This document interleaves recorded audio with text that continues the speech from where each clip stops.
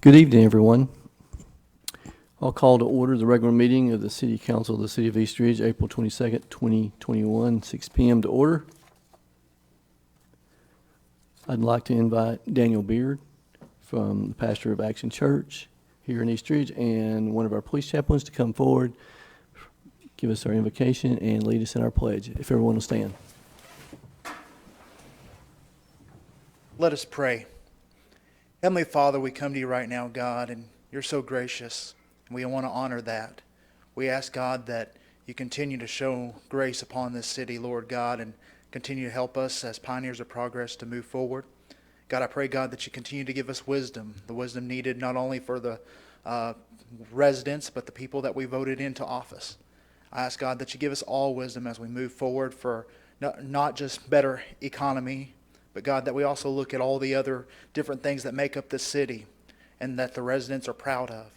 God, I pray, God, that you continue to just bless this city. May you continue to help this city to grow and move forward in the right directions. And I pray this in Jesus' name. Amen. I pledge allegiance to the flag of the United States of America and to the republic for which it stands, one nation, under God, indivisible, with liberty and justice for all. Thank you, sir.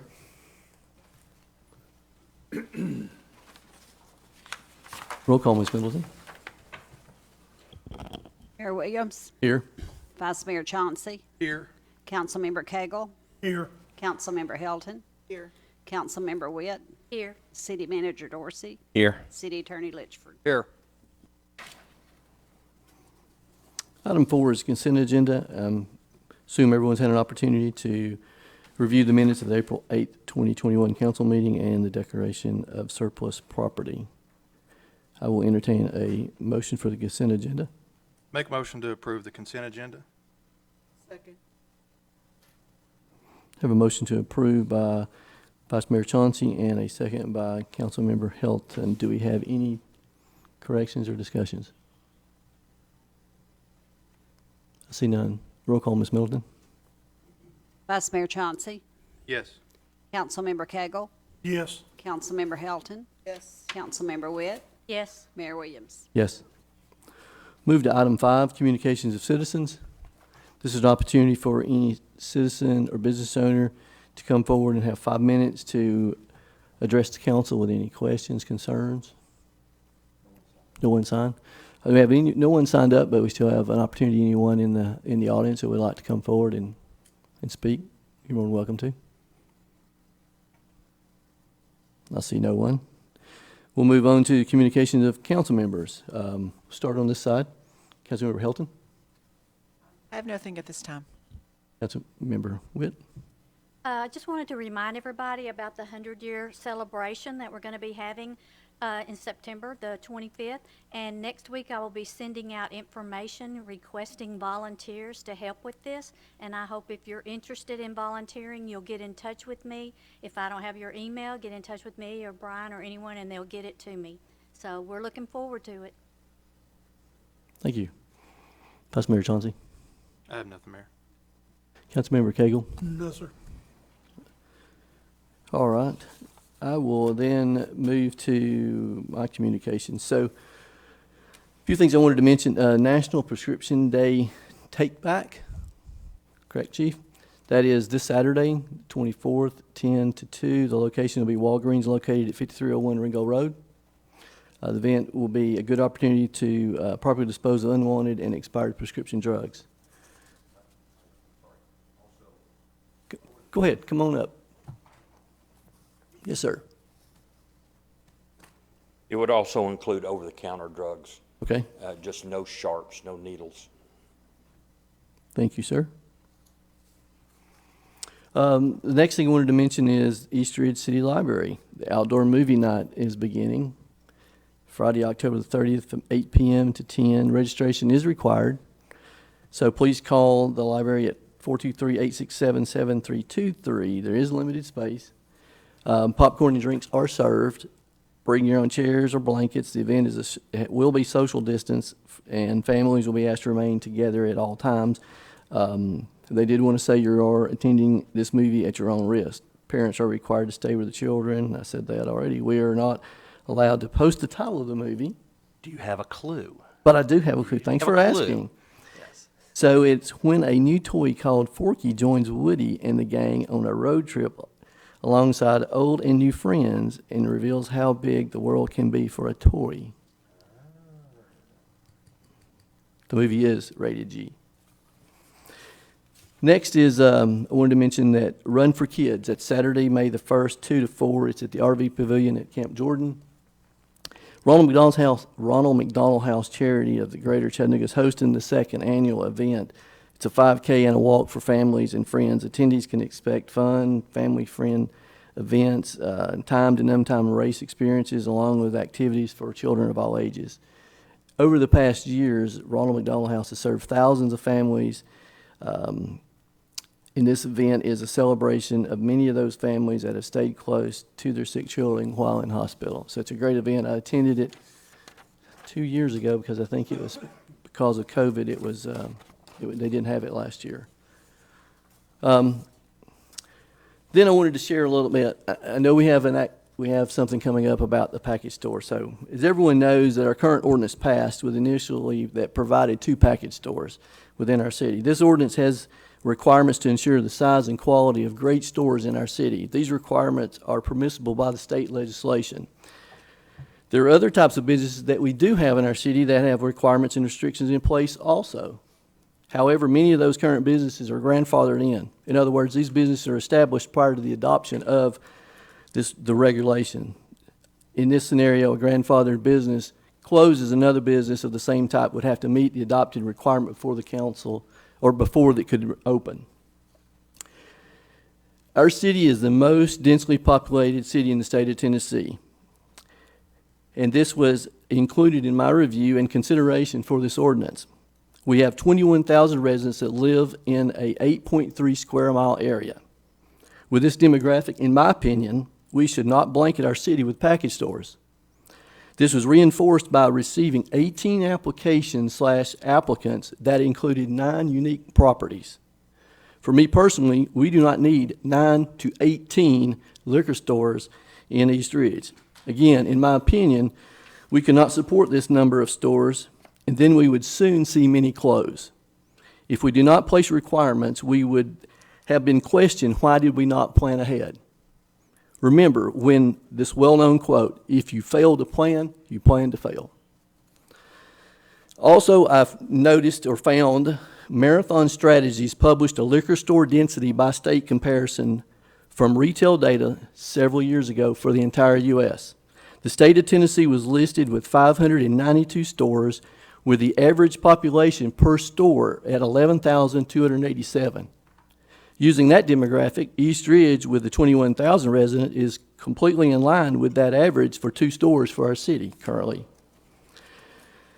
This is a great opportunity to address citizens' comments and requests to generate new business toward the center and the west of our city. Social media, emails, and conversations I've had over many, many years have been in favor of revitalizing the center and the west side of East Ridge.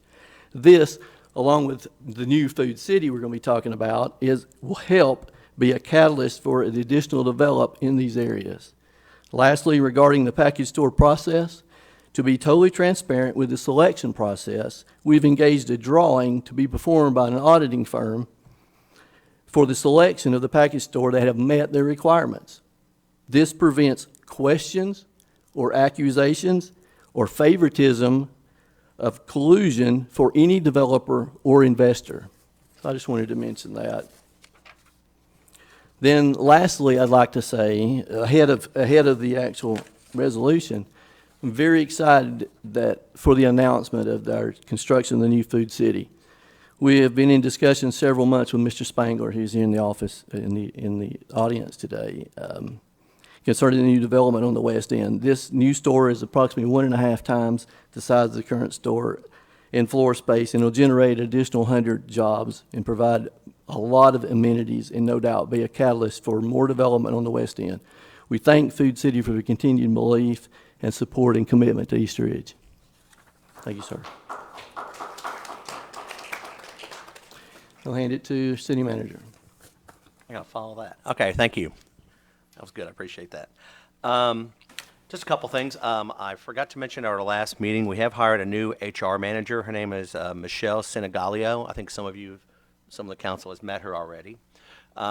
She hit the ground running. She's a seasoned HR professional. She's very knowledgeable in a lot of the laws and a lot of the practices and procedures that follow an HR person. So we're very happy to have her on board, and we're looking forward to good things from her. Just want to mention that.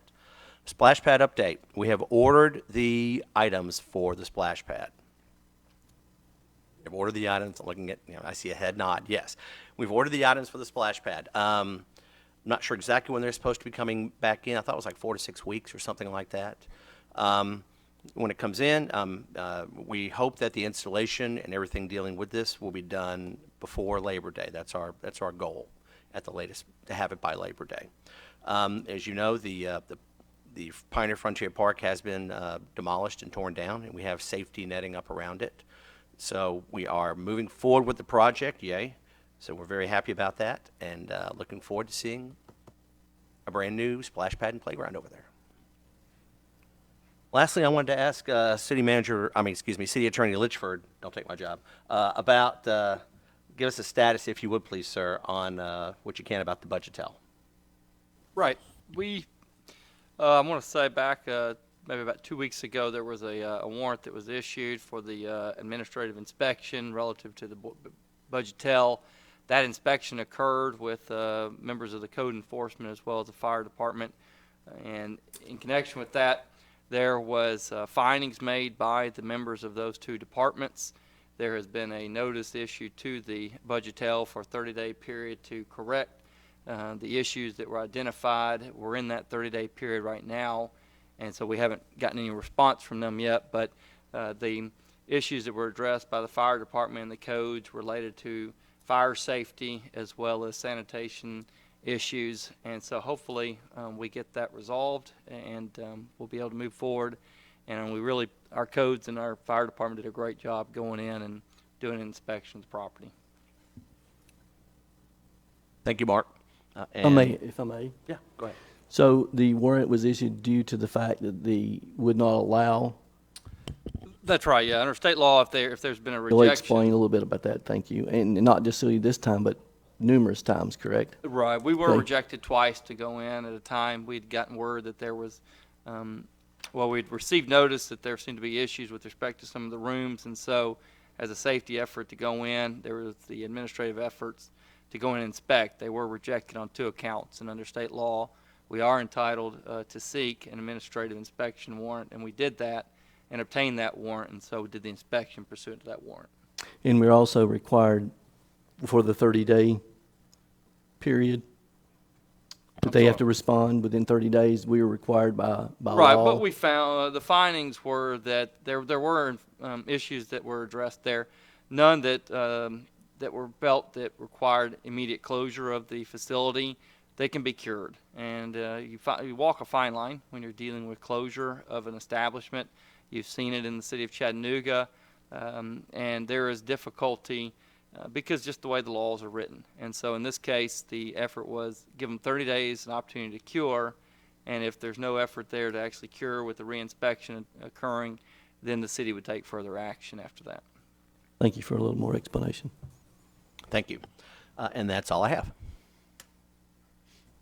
Oh, I'm sorry. I will mention the fact there was going to be a animal shelter event this weekend downtown Riverfront Parkway. It was going to be a gear and like a paws and gear event. They were going to have an adoption thing down there, and I was going to talk about that and promote that a little bit, but it has been postponed because of the anticipated rain on Saturday.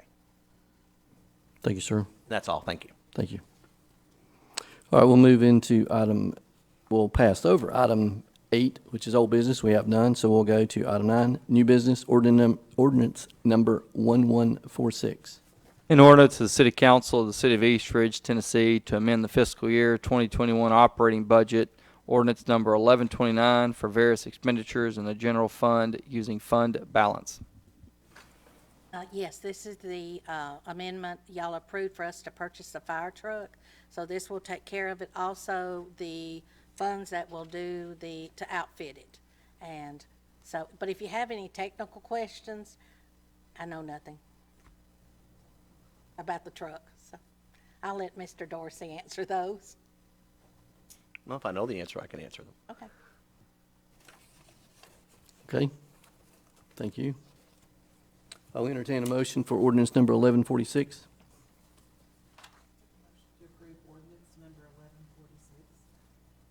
Second. Have a motion to approve by Councilmember Hilton and a second by Councilmember Witt. Do we have any discussion? One question. Yes, sir. The money was approved with the understanding that it had to pass the test. Did it pass the test? Yes. Yes, it did. And I think they're just trying to schedule a visit to go Trying to schedule a visit. for a visual. Yes, and to do the paperwork and things of that nature if the visit is favorable, which we anticipate it will be. And I think they're looking at maybe going down next week. Awesome. Anyone else? Roll call, Ms. Middleton. Vice Mayor Chauncey. Yes. Councilmember Cagle. Yes. Councilmember Helton. Councilmember Witt. Yes. Mayor Williams. Yes. Move to item B, Resolution 3135. A resolution of the City Council of the City of East Ridge, Tennessee, to waive the fee for use of Camp Jordan Arena by the East Ridge Needy Child Fund for a toy show fundraiser event. Mr. Wilson? Yes, Mayor and Council. The East Ridge Needy Child Fund is requesting Parks and Rec to waive the facility fees for use of Camp Jordan Arena on Saturday, July the 10th, to host a toy show fundraiser event. The proceeds of this event will benefit the East Ridge children at Christmas time. So staff is recommending waiving the fees. Thank you, sir. I'll entertain a motion for resolution number 3135. I make a motion to approve resolution 3135. You have a motion to approve by Councilmember Witt and a second by Councilmember Helton. Do you have any discussion? I see none. Roll call, Ms. Middleton. Vice Mayor Chauncey. Councilmember Cagle. Yes. Councilmember Helton. Councilmember Witt. Yes. Mayor Williams. Yes. We'll move to item C, Resolution 3136. A resolution of the City Council of the City of East Ridge, Tennessee, approving the execution and delivery of a development agreement with Marathon Realty Corp. Relating to a project in the Border Region Retail Development District and authorizing certain actions relating thereto. That's fine. Go ahead, sir. Yes, I'd like to introduce Stephen Spangler. He's the Vice President of Real Estate with Food City. We're very happy to have him here, and I will let him talk about this exciting project. Good evening, Council. Thank you for having me. My name is Stephen Spangler, again, Vice President of Real Estate of KVAT Food Stores, which is the parent company of Food City based out of Abingdon, Virginia. Marathon Realty, which is a party to the agreement, is a wholly owned real estate subsidiary of KVAT, so it's effectively the same company. And I just appreciate the opportunity, our company appreciates the opportunity to partner with East Ridge on this project. And I have a short presentation to just give you a little bit of the detail of what we're looking to do. Slide. So I assume most of you are familiar with the proposed redevelopment site located at 3636 Ringgold Road. And it's going to be an assemblage of 3 properties, but from 2 different owners. Next slide.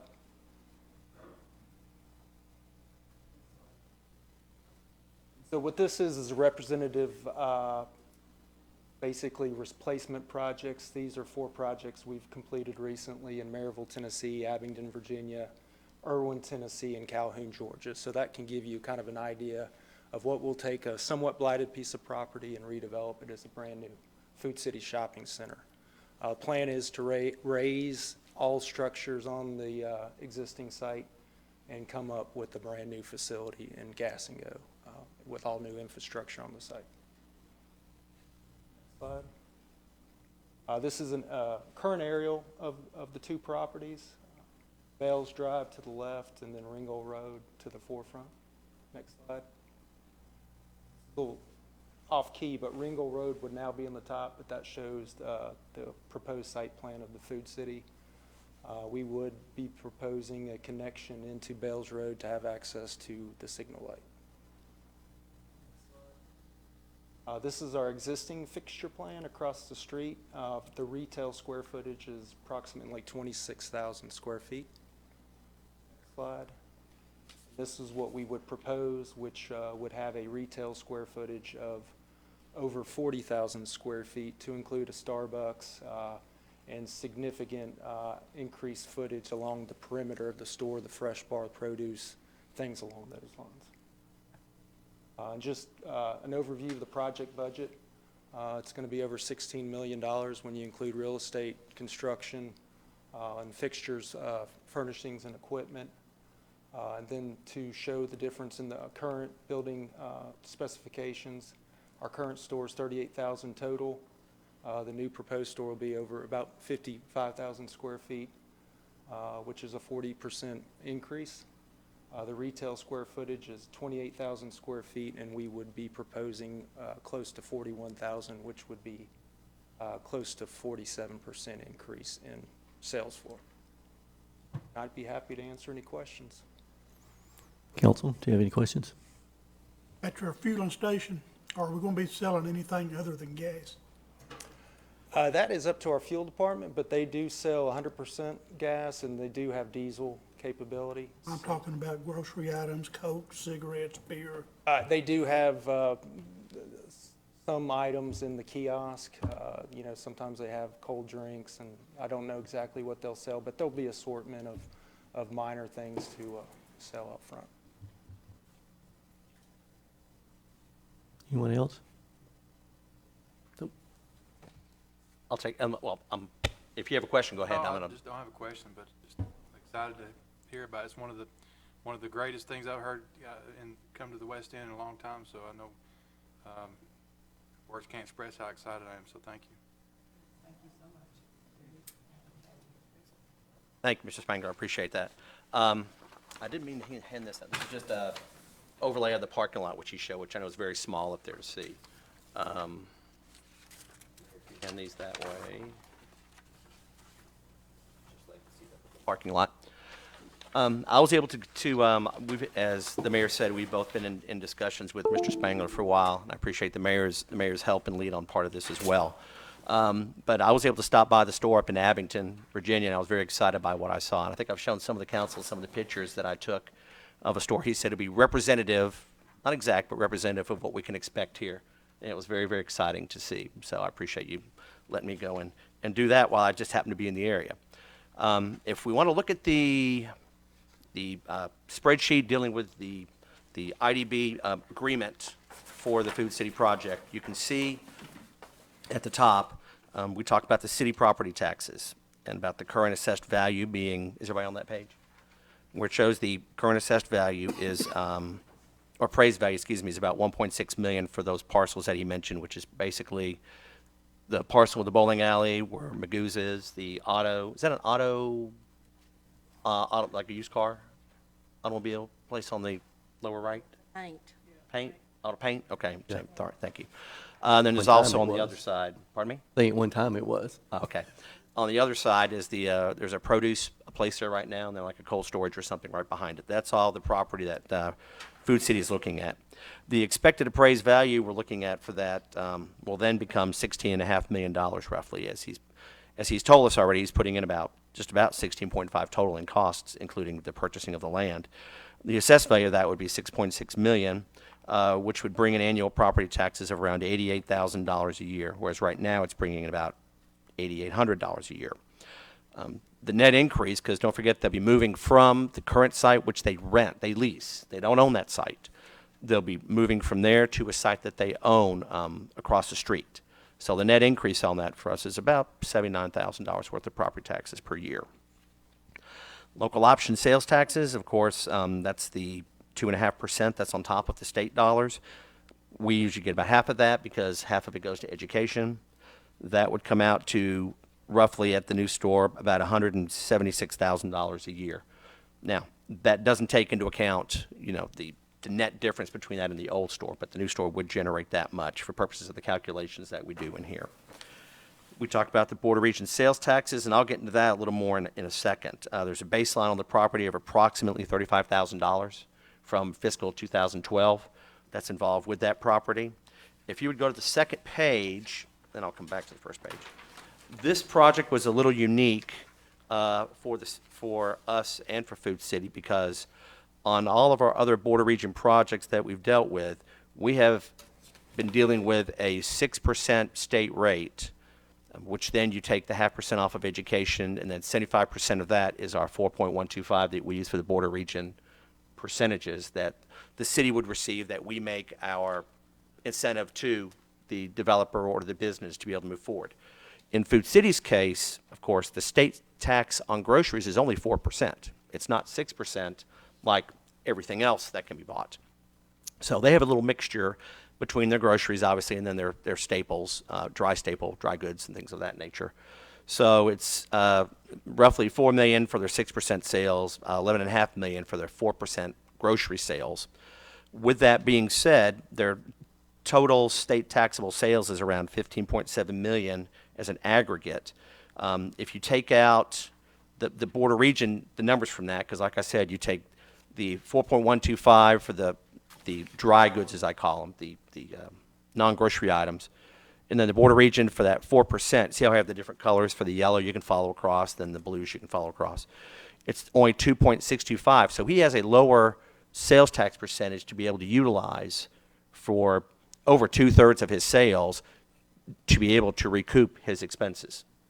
So with that being said, we looked at our allocations going across, and with this being such an unusual situation and a larger pool of his money coming from a smaller tax rate base, we looked at our different allocations, and we have recommended the 80% allocation of the Board of Regent dollars to be able to go back to Food City because of the lower grocery tax rate that's involved with this. If you look at that and you're able to go all the way down, you see that based upon their sales projections, and as we all know, this is all performance-based. So it's all, as well as they sell, if they sell more, they'll be able to get a higher reimbursement amount back. So it's all depending on the performance of Food City and how much they generate in sales taxes at the new store. So with that being said, with our projections, we're at about $8.6 million over the 20 years. That would give them 52.7, almost 53% of a return on investment for them to be able to build the Food City, the fuel and go for the gas and everything else. So with that being said, like I said, we're looking at about a 53% return on his investment for that property, which we think is great. And we're glad that they think that's great as well. The third page just shows the estimated cost by the developer being just shy of $16.5 million, with that 3.6 for the land, 707 for soft cost. You see the demo, 205. Site work, a little over $2 million. Vertical cost, 4.3. Furnitures, fixtures, and equipment, 5.3. And a contingency of $250,000. Again, just about 16.5 million total to spend. So with that being a 53% return on investment for him, we took this to the IDB last week. They enthusiastically approved this. They were very, very happy for the investment on the west end of our city to hopefully have this spur, we know it will, economic development down at that end. So that's pretty much what I have on this. Is there anything I left out, Mr. Litchford? No, I think you mentioned it just to clarify that your calculations already contemplates the pull out of the baseline. So this is not the gross. This is the net of what would be received based upon the projections provided by the developer. The city benefit comes out to around $8 million, so you've got a great situation for a dormant piece of property. The city's looking to receive over 20. This is actually over a 20-year period. So $8 million over a 20-year period is a great return for the city, and this doesn't take into our figures don't contemplate the increase in employment that will be generated by the increase in the size of this building. No, employment by jobs. I mean, job creation. That's what I have, Mayor. Awesome. Thank you, sir. And thank you again, Mr. Spangler and Food City, for your commitment and to our city. I will entertain a motion for Resolution 3136. Motion to approve Resolution 3136. Have a motion to approve by Vice Mayor Chauncey and a second by Councilmember Helton. Do we have any discussion? Yeah, I got one. Sir? In the borderline region sales tax, it's only listed in the 3636 Ringo Road as the baseline. Is this the baseline for all three pieces of property? Yes. We Okay. we found this for that property. For the other property where the produce stand is, we looked and we could not find a baseline. We even checked with the state of Tennessee, and in 2012, we don't think there was any activity on that Was property. none. And we told Mr. Spangler, if for some reason there's something is overlooked on this, it would probably be very, very minute.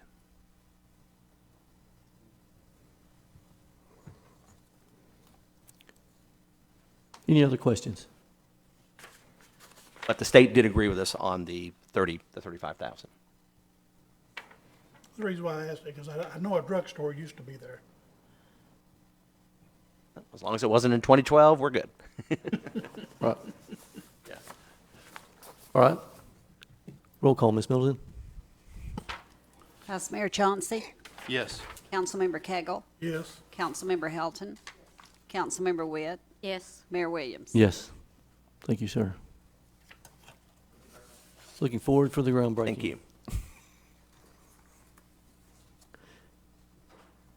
All right, we'll move to item D, discuss, take action for construction of dog park. Vice Mayor Chauncey. Yes, Mayor, Council, thank you for your patience on getting this put off. As most of all of you know, that the city has applied for a Randy Boyd Foundation grant to go towards the construction of a dog park.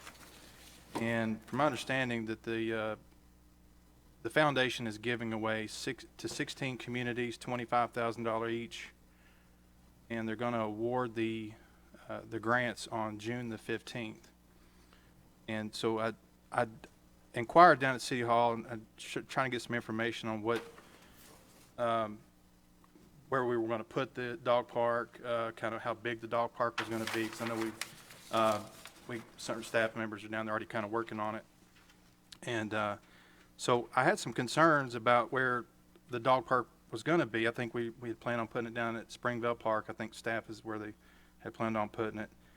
And when I saw the size of the actual dog park, it looked kind of small. So I did a little bit of homework. I met with a fencing contractor, and I met him down here at City Hall, and we were kind of looking, and this fencing contractor is actually experienced. He's actually put in some dog parks in the past. And we went out there in the field down here on the south end, out here by the library, and we lined out some paint lines on where a dog park could be, kind of giving some measurements. We actually, in doing this, we actually measured out a dog park that was twice the size of what staff had, I think, originally had in mind. It's actually 0.25 of an acre. And in discussion with him, he had agreed to donate the entire project of the fencing portion of the project. So with that being said, I had went to staff to notify them that, and my idea is, I think we should have it down here at City Hall opposed to Springville. I think with the other amenities that we have down here already, with the new splash pad opening up, the library, the rec center, I just thought each one kind of complemented one another. And then doing that, I kind of found out that there could possibly be some other uses, potential uses for that area. And if, Chris, you want to kind of say, Well, I can leave it somewhat vague. Say what you can. We have been contacted by a couple different developers about that site.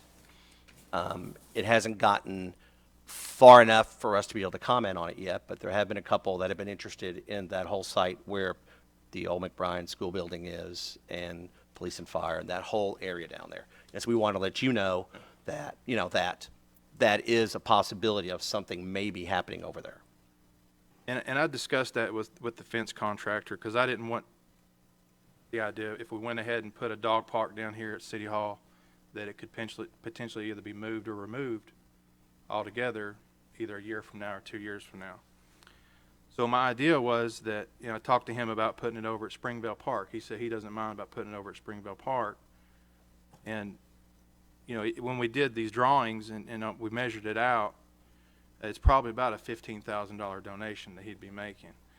And if they're going to do the award the winners of the grants on June 15th, if we get the $25,000 grant, we can put that $25,000 towards what we already have down there, which would be the fencing that was donated by this fencing contractor.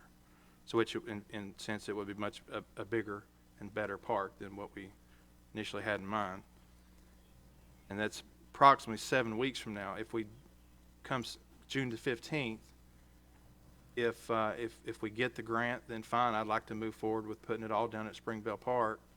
But if we do not get the grant, I would like to possibly still looking at putting it down here at City Hall.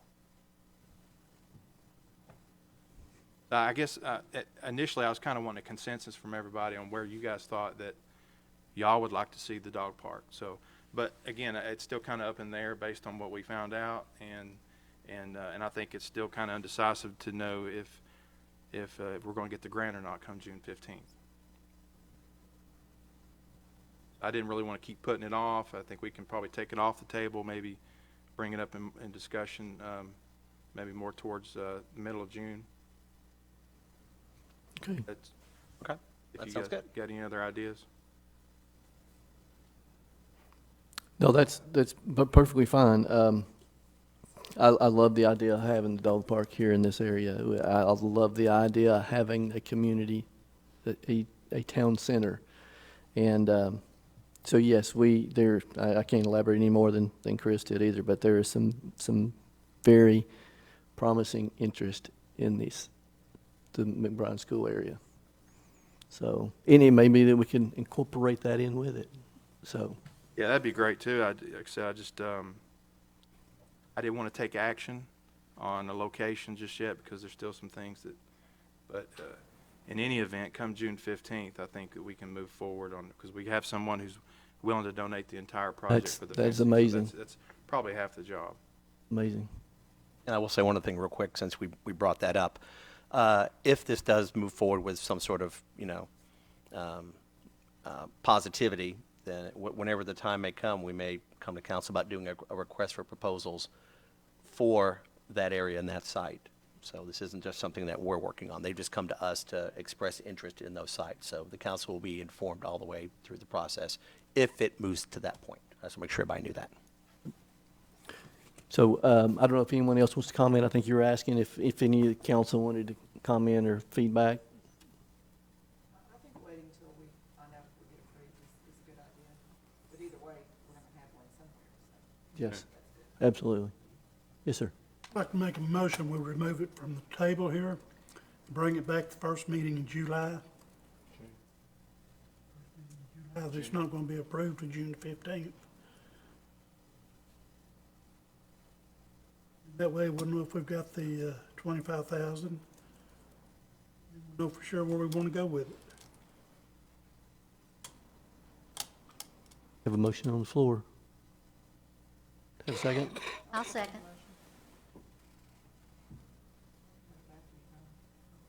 True. All right. We have a motion by Councilmember Cagle and a second by Vice Mayor Hilton to remove from table and plan to move it, re-add it to the first July meeting. Do you have any discussion? Yeah, I don't really want to delay it any further than we have to, and I don't know if we get awarded the grant, how fast we get the funds. It's 100%. 100%. 100%, 25,000. So, If you don't mind waiting until that, because the next meeting would have been June 24th, I will not be at that meeting. And I can't participate in that meeting. I'll be up in Massachusetts for my dad's funeral. So if it's something we could wait till the first meeting in July, that would help me too, as well. if we have a meeting the first week of July, and we discuss putting together a resolution to accept the donation from the fence company, how long is it going to take before we can get him breaking ground out there? August, September? Like I said, I'm take that just long. trying to.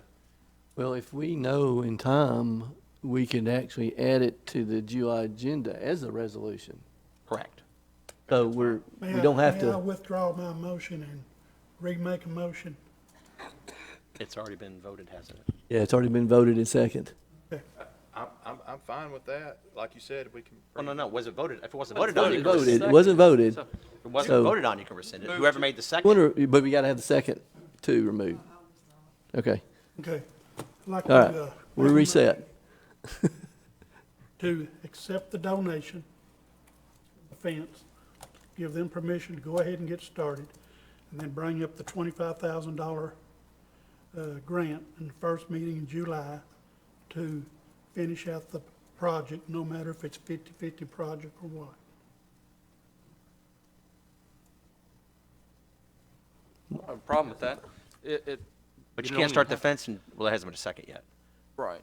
But that's the motion. I mean, arguably, you could put this on the next agenda as a resolution, and we can have it out there. And Yeah, technically, we just remove it, and then at any point in time, so what you're Correct. saying, someone could add it, you Well, know? I'll even suggest to you that I'm not certain the item has necessarily been tabled. There was never a resolution that was proposed originally. This Just was always discussion. just been a discussion point. So, Really no, no. And so No need to at this point, I remove would it. just, what I understand is, let's put it on the next agenda as a resolution that, if Councilman Cagle wants to, that we're going to accept the donation of the fencing, and that will at least give the fence donator time to go ahead and map out and scout, so that if the donation is approved, if the grant is approved in June, then we're ready to hit the ground running. The first meeting in July will be July 8th.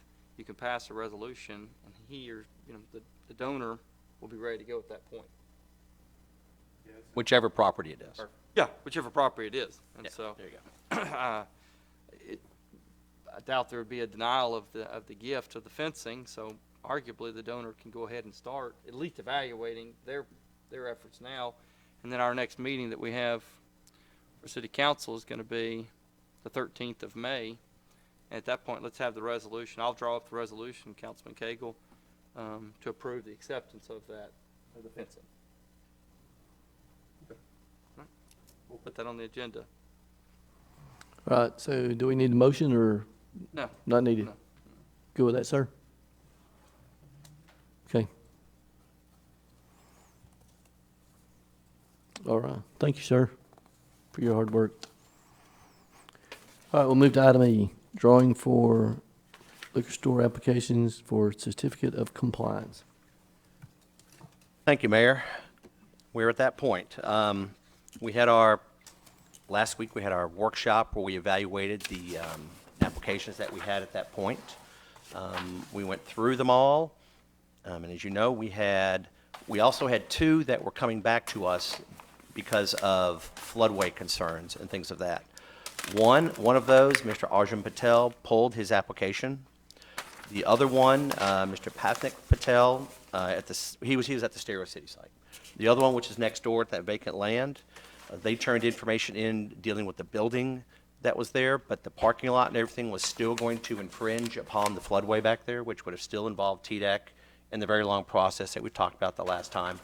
So he basically has been disqualified as well. So we are down to 6 applicants. And I apologize for the pronunciation of the names again.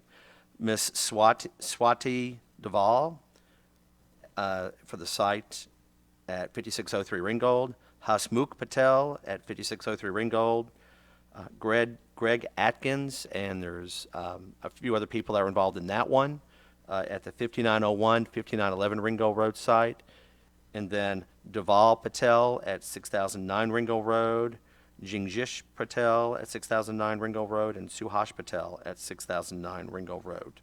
Those are the 6 applicants that we have for District B. In District A, the only applicant whose application was approved after the workshop, because the other one didn't have enough parking and wasn't able to meet the requirements to be able to fit the liquor store on that site. The only one that survived that side, so to speak, was Harsh Patel at 3940 Ringgold Road. That's the land next to CVS. That's over there.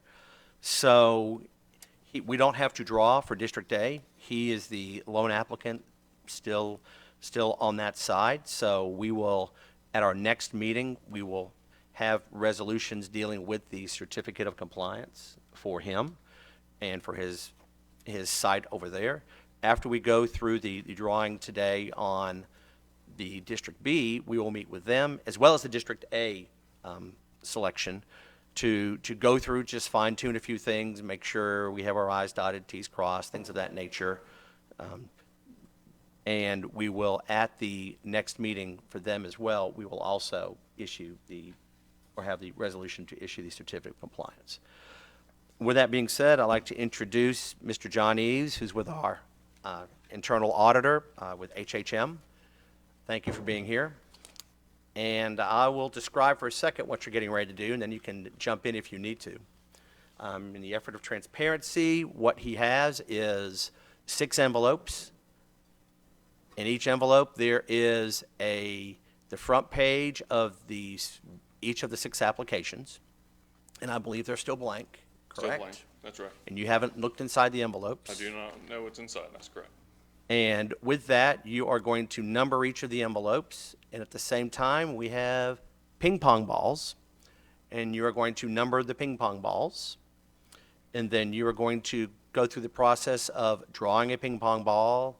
We will match that against the envelope and see who gets the certificate, who is selected for the certificate of compliance. After that, you will still go through the other 5 to show, for transparency purposes, that each one of those that has a number, contains the application of one of the other applicants. Correct. Correct? That's correct. I wanted Diane to go down there and wear a sequin dress and be like Vanna White to help, but we decided it's better just to leave it in the hands of our auditing firm. So take it away. So, thank you for introducing me, Chris. I'd like to say again, my name is John Eves. I'm a senior audit manager with HHM CPAs.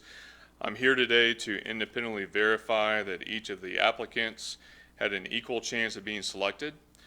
Each applicant is represented by one of the envelopes, and as you can see, they're all blank. I have not written anything on them yet, and I do not know anything that's in the envelope. So I've just been promised that there's something in the envelope. So at this time, and I'm selecting one, correct? Okay. Correct.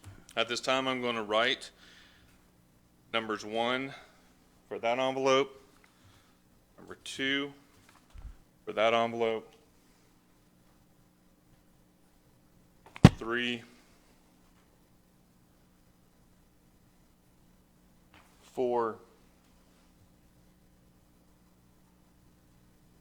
5, and 6. So now at this time I have 6 ping pong balls. Nothing's been written on them.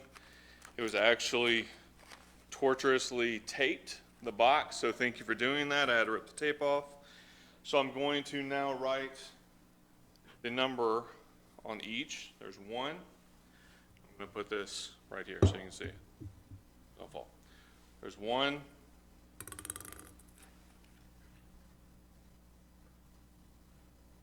2.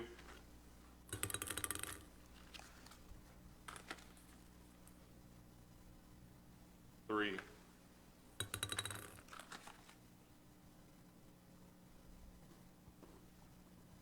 4. So quiet. It's dramatic in here, isn't it? Get a drum roll. 5.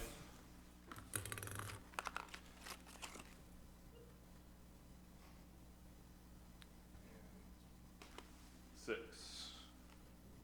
No more ping pong balls left. So, at this time, you can see there's only 6 in here, 6 envelopes. I'll do my best to not lose any of them. Don't want the balls to fall on the That's true. floor. I'm not looking. Selected the 1. That number is number 4. 4, okay? So now, this is envelope 1, 2, 3, 4, 5, 6. So I'm going to select envelope number 4.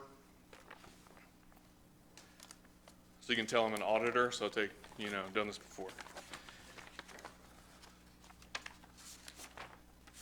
Piece of paper inside, and the applicant selected is, apologize if I don't pronounce it correctly, Suhash J. Patel. that correct that that was one of the applicants? Yes. Okay. So that is the person that I have selected. Now, just for full clarity, make sure. That's number 4. And to the attorney for me. Okay. Please. For the other 5, just so you know, they were equal chance of selection. This is Swati Duvall.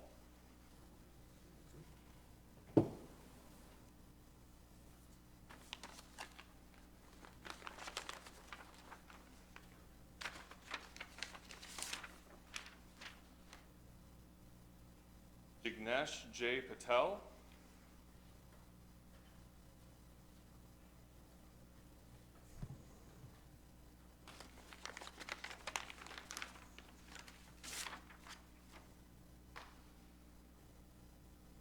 Richard Swope Corporation, or Ringgold Swope Corporation, sorry.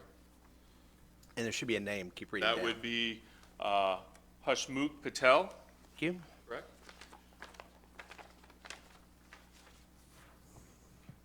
This one was Deval Patel. And lastly,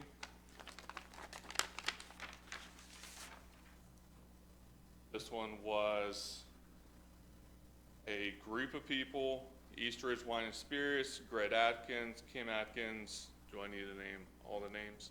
Nope, that's good. So that is now the remaining of the applicants. Thank you very much. So our next step will be, as I said, to meet with Suhash Patel and Harsh Patel, dealing with their selections for District A and District B. And then our plan will be to, if everything goes according to plan, would be to issue a certificate of compliance at the next meeting.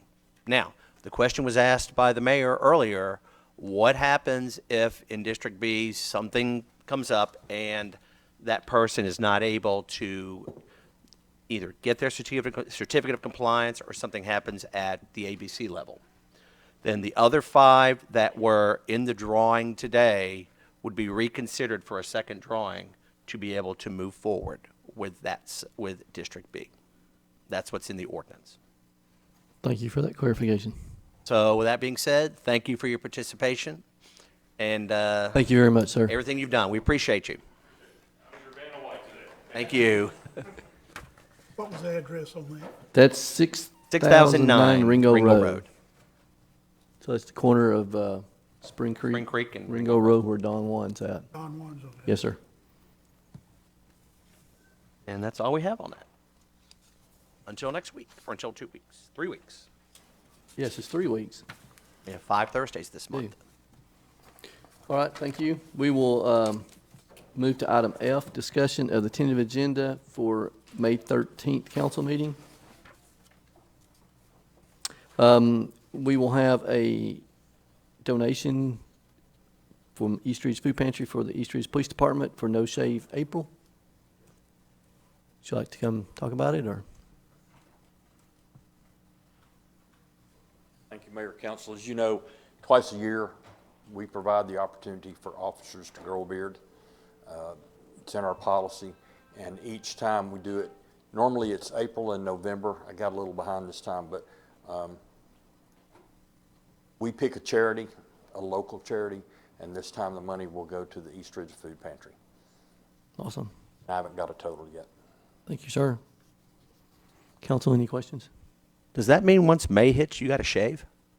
Sir, I've already donated my $25.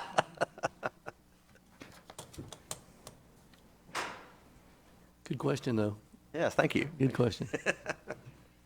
All right, the next item would be the presentation of the Employee Service Award. So this would cover any milestone award for our employees, our valid employees that make our city run and run smoothly. Well, under old business, item A will be ordinance number 1146, an ordinance of the City Council of the City of East Ridge, Tennessee, to amend the fiscal year 2021 operating budget ordinance number 1129 for various expenditures in the general fund using fund balance. That would be the second and final reading. Anything you'd like to add? No? Then under, any questions, council? Sorry. Then under new business, under item A, there'd be the presentation of the fiscal year 2022 budget. It's that time again. Mr. Dorsey? We are working through all of our numbers right now. We still have a little ways to go. We're very happy we have 5 Thursdays in April to get through this with everything else that's been on our plate. But we are planning on presenting the budget, as you mentioned, at our next meeting. Any questions, council? Anything to add to the agenda, tentative agenda for May 13th? I see none. I will thank everyone for being here. It will be 3 weeks before we have our next one, which is a little unusual. But everyone be safe. You're calling for some weather, some rain, so be safe this weekend, and appreciate your involvement. Mr. Litchford, do you have anything else you need to add?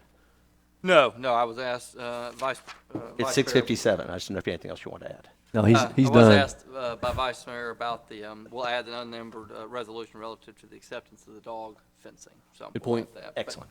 But that Thank was you. discussed earlier. Yep. Thank you. Again, have a good evening, and this meeting is adjourned. Thank you.